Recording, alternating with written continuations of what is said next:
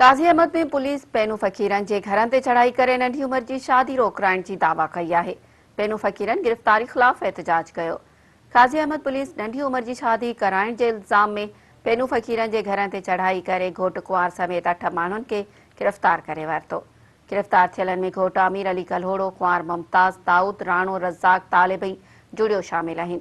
वारिस औरतनि लीला कल्होड़ो ऐं ॿियनि दाहींदे जो त हिकु नींगर जी सुनत तोहर ऐं ॿिए जी मङणी जी तक़रीब रिथियल हुई।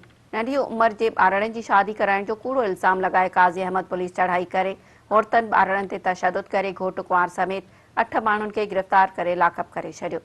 वारिस औरतनि पुलिस थाणे ॿाहिरां पंहिंजनि माण्हुनि जी आज़ादी लाइ एहतजाज कयो।